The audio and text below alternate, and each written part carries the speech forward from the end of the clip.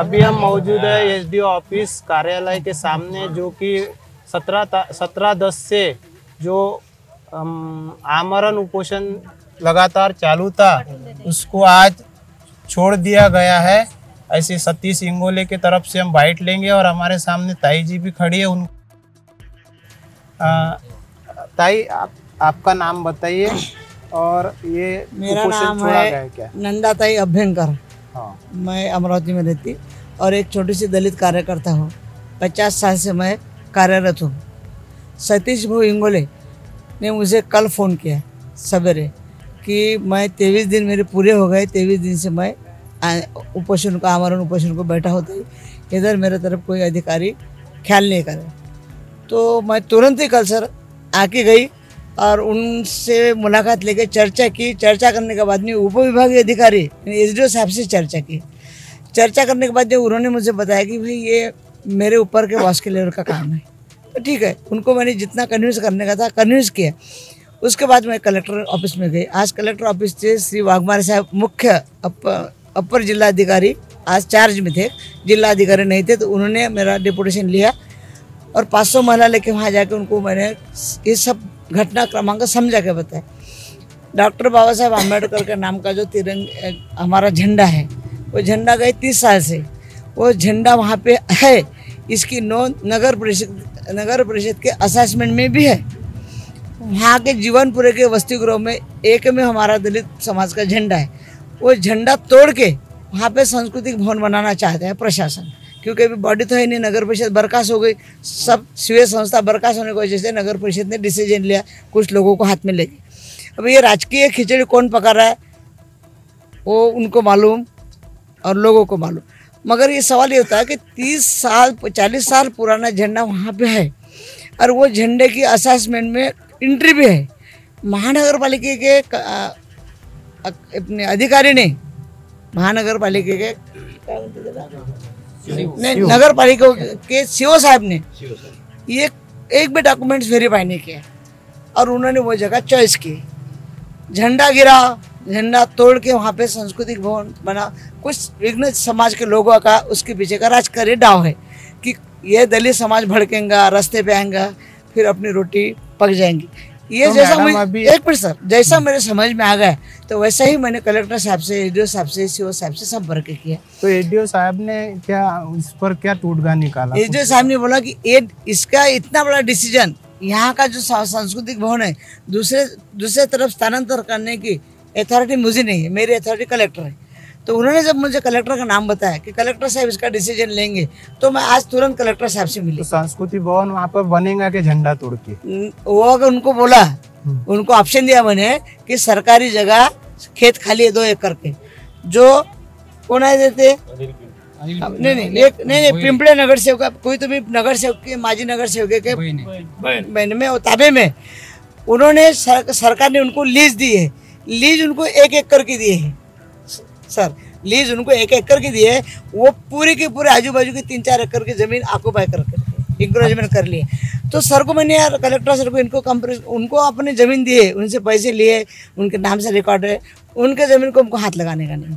मगर सरकार की ज़मीन जो ओपन प्लाट पड़े है, ओपन प्लाट के ऊपर से भव्य दिव्य सांस्कृतिक भवन बांधने में आ गया तो क्या प्रॉब्लम है? जरूरी थोड़ा है कि सांस्कृतिक भवन अम्बेडकर बौद्ध समाज का झंडा गिराना, झंडे तोड़ना, ये तो इंटेंशन नहीं होगा कि नहीं यही झंडा गाड़ेंगे, यही झंडा तोड़ेंगे। तो इसके बाद में आप क्या करेंगे अगर वहाँ पर सांस्कृतिक भवन बांधते हैं वो झंडा तोड़कर? तो उसके बाद में बोला ना सर, हाँ, मैंने जिलाधिकारी साहब को उनके कमरे मेरे सैकड़ों कार्यकर्ताओं के सामने बोला कि अगर आप ऐसा काम करेंगे, आज वो कार्यक्रम रुकाओ।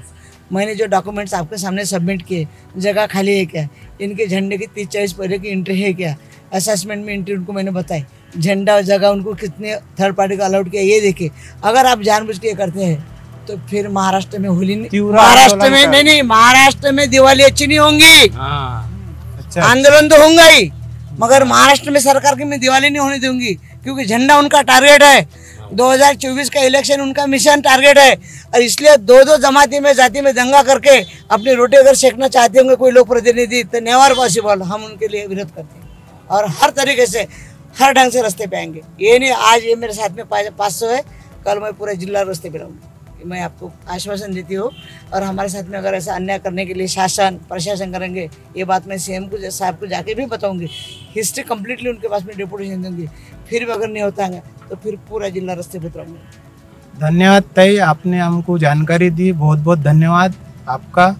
और आभार भारत की चैनल की ओर से मैं और सतीश भाऊ इंगोले का भी बाइट लेना चाहूँगा कि उनका उपोषण एसडीओ साहब ने कुछ उनको भी कुछ बातें बताई क्या।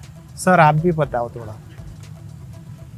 बिल्कुल, आज इतने 24 दिन के बाद में आज 24वां दिन है मेरा आमरण उपोषण का। और 23वें दिन में नंदाताई अभ्यंकर आकर मेरी इंक्वायरी किए, मेरा हाल पूछे और तुरंत ही एसडीओ साहब से मिलके जब एसडीओ साहब ने बताया कि मेरे हाथ में नहीं है, ये जिलाधिकारी साहब के हाथ में है, तो नंदाताई अभ्यंकर आज ही पूरा मॉब लेके सारी जनता को लेके एसडीओ साहब अपने जिलाधिकारी कार्यालय पे पहुँचे और एडीसी साहब के साथ में बात किए।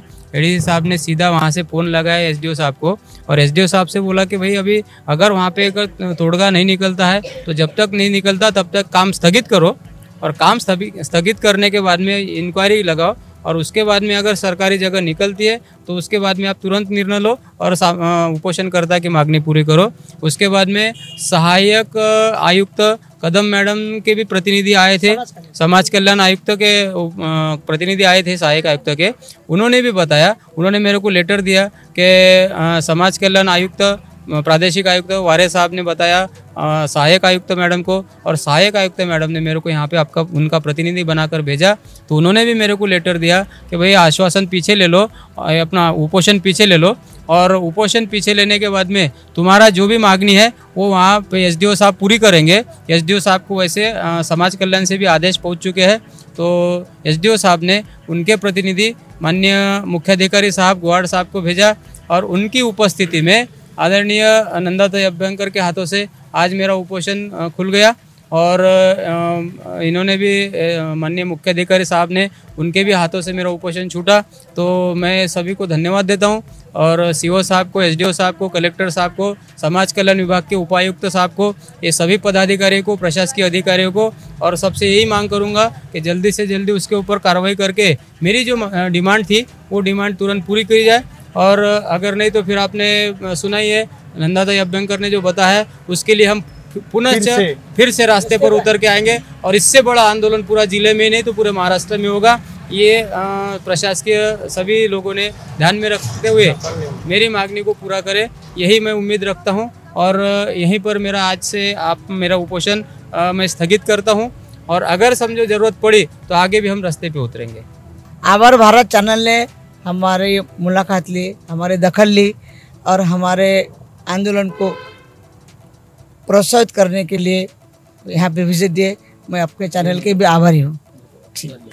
और मैं भी आभार भारत का तहे दिल से आभार व्यक्त करता हूँ क्योंकि शुरू से पहले ही दिन से लेकर तो आज आखिरी के दिन तक आभार भारत ने मेरे आवाज़ को उठाया और जनमानस तक और प्रशासकीय अधिकारियों तक, शासन तक मेरी आवाज़ पहुंचाई, मेरे आंदोलन को उजागर किया। और आज जो भी यश मिल रहा है तो आभार भारत के प्रतिनिधियों की वजह से, आभार भारत के चैनल की वजह से वो सब उसका श्रेय उनको भी जाता है। इसलिए मैं आभार भारत के भी आभार व्यक्त करता हूँ। धन्यवाद।